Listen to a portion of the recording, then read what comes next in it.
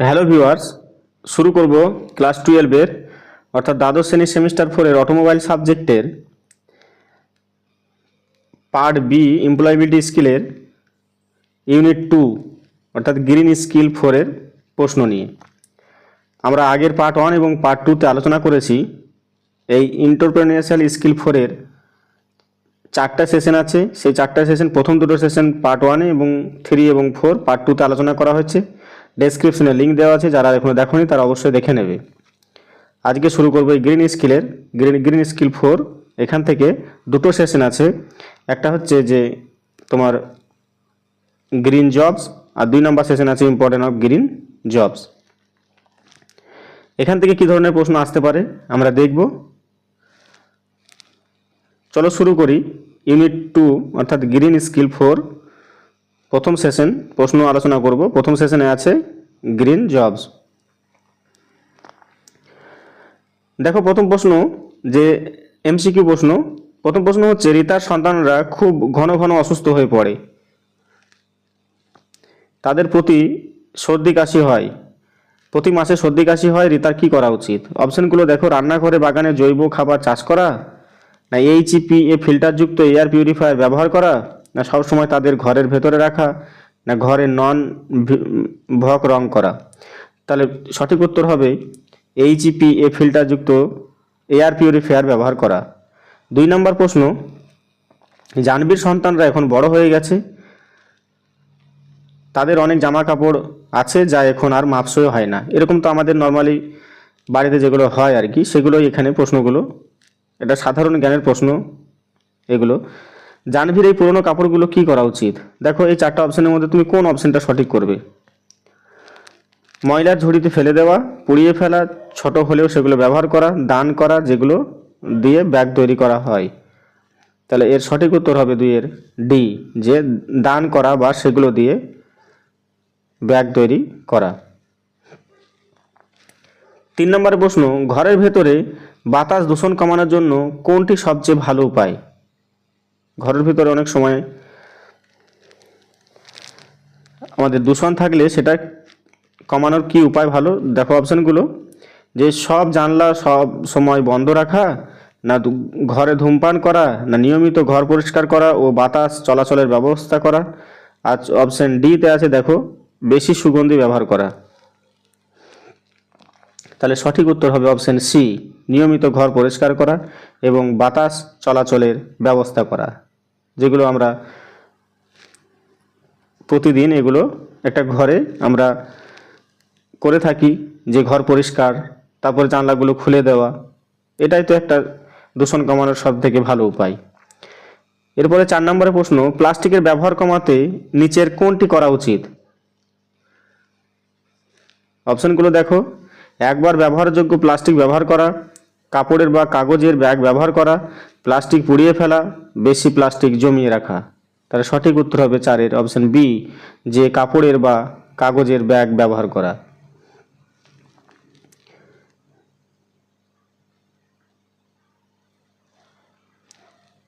অনেক শহরেই দেখবে মাঝে মাঝে খবরে আসে যে সেখানকার হয়তো এলাকাতে পুরো প্লাস্টিক ব্যবহার নেই।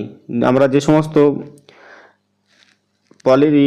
ক্যারি ব্যাগ ব্যবহার করি, সেই সমস্ত ক্যারি ব্যাগ হয়তো পাটের তৈরি বা কোনো কাগজের তৈরি, কিন্তু তারা প্লাস্টিক ব্যবহার করে না। তার একটাই কারণ, সেখানে এলাকাতে দূষণ ঘটাতে দেয় না। এগুলো ভালো উদ্যোগ, যদিও অনেক শহরে এগুলো স্টেপ নিতে পারে না অনেক কিছু বাধার জন্য। দেখো 5 নম্বরের প্রশ্ন, যে রান্নাঘরের বর্জ্য সবজির অর্থাৎ খোসা, যে সেগুলোকে রান্নাঘরের বর্জ্য বলি, থেকে কি কি কি করা যেতে পারে? রাস্তায় ফেলে দেওয়া, না ডাস্টবিনে ফেলে দেওয়া, না কম্পোস্ট সার তৈরি করা, না পুড়িয়ে ফেলা। তাহলে 5-এর সঠিক উত্তর হবে অপশন সি, কম্পোস্ট সার তৈরি করা এগুলো দিয়ে। 6 নম্বরের প্রশ্ন, যে বিদ্যুৎ সাশ্রয়ের জন্য কোনটি সঠিক? অপশনগুলো দেখো, যে অপ্রয়োজনে লাইট এবং ফ্যান চালু রাখা, দিনের বেলায় লাইট জ্বালানো, কাজ শেষ হয়ে বিদ্যুৎ যন্ত্র বন্ধ রাখা, বেশি ওয়াটের বাল্ব ব্যবহার করা। তাহলে 6-এর সঠিক উত্তর হবে অপশন সি, কাজ শেষে বৈদ্যুতিক যন্ত্র বন্ধ রাখা। অর্থাৎ রুমে যখন আমরা ফ্যান চালাই, অনেক সময় আমরা ফ্যান বন্ধ না করে রুম থেকে বেরিয়ে যাই, কিন্তু বিদ্যুতের অপচয় কমানোর জন্য আমাদের যখন যেটা ব্যবহার করব, ব্যবহার হয়ে গেলে সেটা বন্ধ করে দেওয়া দরকার। 7 নম্বরের প্রশ্ন দেখো, বৃষ্টির জল সংরক্ষণ করার প্রধান উপকারিতা কি? জল অপচয় করা, না পানীয় জল বৃদ্ধি করা, মাটি নষ্ট করা, জল দূষণ বাড়ানো? তাহলে 7-7-এর সঠিক উত্তর হবে অপশন বি, পানীয় বি অপশন হবে সঠিক উত্তর, পানীয় জল বৃদ্ধি করা।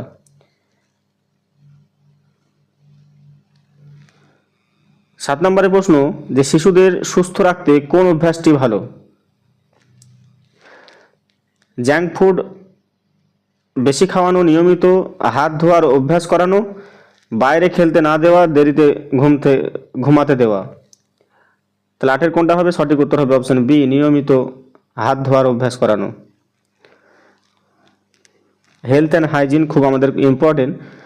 অর্থাৎ যখন যেটা আমরা খাবার খাই, অনেক সময় হয়তো রাস্তাঘাট থেকে এসে আমরা কোনো সামনে খাবার পেলে খাবারটাকে আমরা হাতে তুলে নিই, কিন্তু হাতের মধ্যে হতে পারে রাস্তার কোনো কিছু হয়তো টাচ করে সেখানে জীবাণু হয়তো আমাদের হাতে লেগে আছে, খাবারের মধ্যে গিয়ে আমাদের শরীরে প্রবেশ করলে শরীর খারাপ হতে পারে।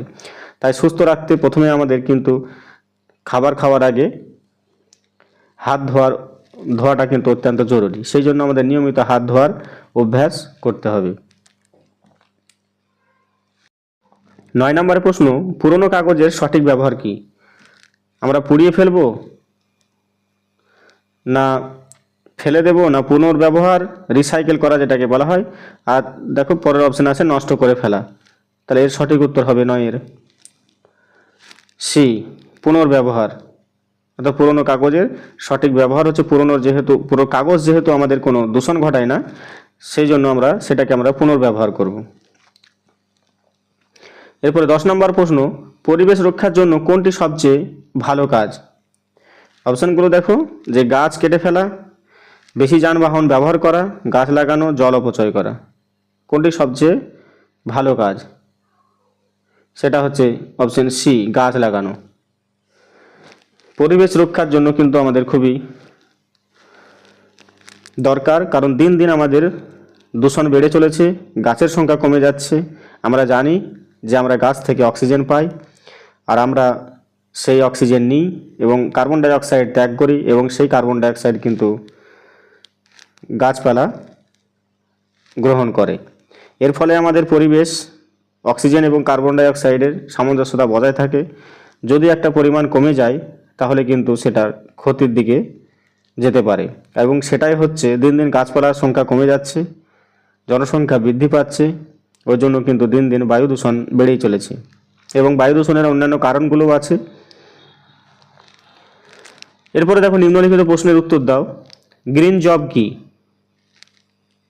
আমরা সেশনটা যেহেতু পড়ছি গ্রিন জব, তাই গ্রিন জব যদি প্রশ্ন আসে গ্রিন জব কি, তখন তার সঠিক উত্তর হবে, গ্রিন জব হলো সেই সব চাকরি বা পেশা যেগুলো পরিবেশ রক্ষা করে, প্রাকৃতিক সম্পদের সঠিক ব্যবহার করে, ব্যবহার নিশ্চিত করে, দূষণ কমাতে সাহায্য করে। এই ধরনের কাজের মাধ্যমে শক্তি সাশ্রয়, নবায়নযোগ্য শক্তির ব্যবহার, বর্জ্য কমানো এবং পরিবেশের ভারসাম্য বজায় রাখা হয়। উদাহরণ, সৌর প্যানেল স্থাপনকারী, বায়ু শক্তি প্রযুক্তিবিদ, সবুজ ভবন নকশাবিদ। অনেক সময় দেখবে বড় বড় কোম্পানিতে বা আইটি সেক্টরে আমাদের কিন্তু একটা গ্রিন হাব করা হয়, সেটাই কিন্তু একটা গ্রিন জবের মধ্যে পড়ছে। আর উদাহরণ হিসাবে বলা যেতে পারে বর্জ্য ব্যবস্থাপনা কর্মী ইত্যাদি। 2 নম্বর প্রশ্ন, যে নিম্নলিখিত ক্ষেত্রগুলিতে যে কোনো 2টি গ্রিন জব এর নাম লেখো। 1 নম্বর হচ্ছে যে নির্মাণ, আর 2 নম্বর হচ্ছে নবায়নযোগ্য শক্তি অর্থাৎ রিনিউয়েবল এনার্জি। প্রথমটা হচ্ছে নির্মাণ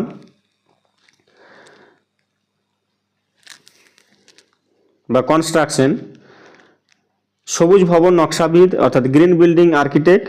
আর পরের পয়েন্ট আছে যে পরিবেশ বান্ধব নির্মাণ প্রকৌশলী অর্থাৎ সাস্টেনেবল কনস্ট্রাকশন ইঞ্জিনিয়ার। 2 নম্বর হচ্ছে নবায়নযোগ্য শক্তি রিনিউয়েবল এনার্জি সৌর প্যানেল স্থাপনকারী, সোলার প্যানেল ইনস্টলার, আর একটা হচ্ছে বায়ুশক্তি প্রযুক্তিবিদ অর্থাৎ ওয়াইন্ড এনার্জি টেকনিশিয়ান। এরপরে আমরা দেখব যে এই ইউনিট 2 এর 2 নম্বর session, importance of green job অর্থাৎ গ্রিন জবের গুরুত্ব। এখান থেকে প্রথমে আমরা এমসিকিউ প্রশ্নগুলো দেখব। তার আগে যদি প্রশ্নগুলো ভালো লেগে থাকে তোমরা চ্যানেলটিকে অবশ্যই সাবস্ক্রাইব করবে, বন্ধুদের সঙ্গে বেশি বেশি শেয়ার করবে, লাইক করবে এবং কোনো সমস্যা থাকলে কমেন্টে জানাবে, তার সমাধান আমি দেওয়ার চেষ্টা করব। চলো শুরু করি। 1 নম্বর প্রশ্ন সেশন 2 থেকে, যে তোমাদের ক্যান্টিনে একটি ময়লার বিন আছে এবং সেটি সাধারণত প্রতিদিনই ধারণ ক্ষমতার চেয়ে বেশি ভর্তি হয়ে যায়, তুমি কি করবে? এগুলো হয়তো আমাদের ঘরে যে সমস্ত ডাস্টবিন ব্যবহার করি, কখনো হয়তো ময়লাগুলো ধরে রাখার ক্যাপাসিটির থেকে বেশি হয়ে যায়, উপচে পড়ছে। তখন তোমার যেটা করণীয় সেটা হচ্ছে, অপশনগুলো দেখো, যে ক্যান্টিন কর্তৃপক্ষকে বড় আকারের বিন বসানোর অনুরোধ করা, কিভাবে ময়লা পরিমাণ কমানো যায় সে বিষয়ে পরামর্শ দেওয়া, ময়লা মেঝেতে ফেলে চলে যাওয়া, সমস্যাটি নিয়ে বন্ধুদের সঙ্গে আলোচনা করা। তাহলে এখানে বিকল্প দিয়েছে, যে এই যে এতে দিয়েছে যে 1, 2 এবং 3ও হতে পারে, বি দেওয়া আছে 1 ও 2 হতে পারে, সি দেওয়া আছে 1, 3 আর 4 নম্বর পয়েন্টও হতে পারে, আর ডি দেওয়া আছে 1 এবং 4 পয়েন্টটাও হতে পারে। তাহলে কোন পয়েন্টটা সঠিক হবে? তাহলে অপশন বি হবে সঠিক উত্তর, অর্থাৎ 1 এবং 2, অর্থাৎ একটাও হতে পারে এবং 1 এবং 2 দুটোই হবে। এটা তোমার করণীয় হবে যে ক্যান্টিন কর্তৃপক্ষকে বড় আকারের ডাস্টবিন বসাতে বলা হবে, অথবা ময়লার পরিমাণ কমানো যায় সে বিষয়ে পরামর্শ দিতে হবে। এরপরে 2 নম্বর প্রশ্ন দেখো, যে একটি ইস্পাত কারখানায় প্রচুর বাসনপত্র তৈরি হচ্ছে, ব্যবস্থাপক দেখলেন কিছু ত্রুটিপূর্ণ পণ্য তৈরি হয়েছে, সেগুলো ফেলে দিতে হবে, কিভাবে বর্জ্যের পরিমাণ কমানো যেতে পারে? অপশনগুলো দেখো, যে কাবালিওয়ালা বা স্ক্র্যাপ ডিলার কাছে দেওয়া, ল্যান্ডফিল এলাকায় ফেলে দেওয়া, আবার গলানোর জন্য উৎপাদন লাইনে ফেরত পাঠানো, আর বাজারে বিক্রি করে দেওয়া। তাহলে 2 এর সঠিক উত্তর হবে অপশন সি, আবার গলানোর জন্য উৎপাদন লাইনে ফেরত পাঠানো। 3 নম্বরের প্রশ্ন, যে বিদ্যালয়ের বর্জ্য কমানোর জন্য কোনটি সবচেয়ে ভালো উপায়? সব বর্জ্য একসাথে ফেলা, না আলাদা আলাদাভাবে ডাস্টবিনে ফেলা, আর বর্জ্য পুড়িয়ে ফেলা, আর বর্জ্যের বাইরে ছুঁড়ে ফেলা? বর্জ্য বাইরে ছুঁড়ে ফেলা। তাহলে 3 এর সঠিক উত্তর হবে অপশন বি, আলাদা আলাদা ডাস্টবিনে বর্জ্য ফেলা। এরপর 4 নম্বর প্রশ্ন, যে প্লাস্টিক বর্জ্য কমাতে নিচের কোনটি করা উচিত? তাহলে সঠিক উত্তর হবে অপশন বি, কাপড় বা কাগজের ব্যাগ ব্যবহার করা। এটা আমি আগেও আলোচনা করেছি প্রথম সেশনে। 5 নম্বরের প্রশ্ন, রান্নাঘরে বর্জ্য বা খাবারের উচ্ছিষ্ট থেকে কি তৈরি করা যায়? এটা হচ্ছে জৈব সার, কম্পোস্ট। এরপরে দেখব 6 নম্বরের প্রশ্ন, বর্জ্য ব্যবস্থাপনায় 3R নীতির প্রথম ধাপ কোনটি? বর্জ্য ব্যবস্থাপনায় 3R নীতির প্রথম ধাপটি হচ্ছে বি, রিডিউস, মানে কমানো। 7 নম্বর, ই বর্জ্য বা ই ওয়েস্ট কি? আমরা প্রথমে দেখি অনেক জায়গায় ই ওয়েস্ট, সেটা হচ্ছে যে খাবারের বর্জ্য না প্লাস্টিক বর্জ্য না ইলেকট্রনিক বর্জ্য না কাগজের বর্জ্য? তাহলে 7 সঠিক উত্তর হবে ইলেকট্রনিক যন্ত্রের বর্জ্য। 8 নম্বরের প্রশ্ন, জল দূষণ কমাতে কোনটি করা উচিত? তাহলে 8 সঠিক উত্তর হবে, অপশনগুলো দেখো, নর্মদায় রাসায়নিক ফেলা, নদীতে আবর্জনা ফেলা, বর্জ্য শোধন করে ফেলা, তেল জলে ফেলা। তাহলে সঠিক উত্তর হবে 8 সি, বর্জ্য শোধন করে ফেলা। 9 নম্বরের প্রশ্ন, কাগজ বর্জ্য কমানোর জন্য কোন অভ্যাসটি ভালো? এক পিঠে লেখা, না অপ্রয়োজন প্রিন্ট নেওয়া, আর হচ্ছে কাগজ ছিঁড়ে ফেলা, না কাগজ পুড়িয়ে ফেলা? তাহলে 9 সঠিক উত্তর হবে অপশন এ, এক পিঠে লেখা। এরপরে 10 নম্বরের প্রশ্ন, যে পরিবেশ রক্ষার জন্য পরীক্ষার্থী কি করতে পারে? গাছ কাটা না বেশি যানবাহন ব্যবহার, না গাছ লাগানো ও পরিচর্যা করা, না আবর্জনা ছড়িয়ে ফেলা? তাহলে 10-এর সঠিক উত্তর হবে অপশন সি, গাছ লাগানো ও পরিচর্যা করা। এরপরে দেখব নিম্নলিখিত প্রশ্নের উত্তর দাও। বড় প্রশ্নগুলো দেখব যে গ্রিন জবের গুরুত্ব কি, যেহেতু সেশনটাই হচ্ছে ইম্পর্টেন্স অফ গ্রিন জব, অর্থাৎ গ্রিন জবের গুরুত্ব। তা গ্রিন জবের গুরুত্ব কি আছে আমরা দেখব। তাহলে গুরুত্ব যদি আমাদের এই ধরনের প্রশ্ন আসে তাহলে আমরা বলবো যে সবুজ গ্রিন জবের গুরুত্ব খুবই বেশি। কারণ হচ্ছে 1 নম্বর হচ্ছে এগুলো পরিবেশ দূষণ কমাতে সাহায্য করে। 2 নম্বর হচ্ছে যে প্রাকৃতিক সম্পদের সঠিক এবং টেকসই ব্যবহার নিশ্চিত করে। 3 নম্বর হচ্ছে জলবায়ু পরিবর্তনের ক্ষতিকর প্রভাব কমাতে সহায়তা করে। 4 নম্বর হচ্ছে নবায়নযোগ্য শক্তির অর্থাৎ রিনিউয়েবল এনার্জির ব্যবহার বাড়ায়। 5 নম্বর হচ্ছে ভবিষ্যৎ প্রজন্মের জন্য পরিবেশ রক্ষা করে। 6 নম্বর হচ্ছে কর্মসংস্থানের নতুন সুযোগ সৃষ্টি করে। 7 নম্বর হচ্ছে সবুজ ও টেকসই অর্থনীতি গড়ে তুলতে সাহায্য করে। এরপরে 2 নম্বর প্রশ্ন, বর্জ্যের পরিমাণ কমানোর কিছু উপায় লেখো। কিভাবে আমরা বর্জ্যের পরিমাণ কমাবো? বর্জ্যের পরিমাণ কমানোর কিছু গুরুত্বপূর্ণ উপায় হলো যে 1 হচ্ছে অপ্রয়োজনীয় জিনিস কেনা কমানো। 2 হচ্ছে একবার ব্যবহারযোগ্য প্লাস্টিক ব্যবহার এড়িয়ে চলা।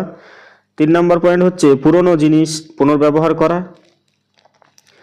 4 নম্বর হচ্ছে যে কাগজ, প্লাস্টিক, ধাতু ইত্যাদি আলাদা করে ফেলা এবং পুনর্ব্যবহার করা। 5 নম্বর হচ্ছে রান্নাঘরে বর্জ্য থেকে কম্পোস্ট সার তৈরি করা। 6 নম্বর হচ্ছে কাপড় বা পরিবেশ বান্ধব ব্যাগ ব্যবহার করা। 3 নম্বরের প্রশ্ন, গ্রিনহাউস গ্যাস নির্গমন কমাতে এই যে গ্রিন জবের গুরুত্ব ব্যাখ্যা করতে বলেছে।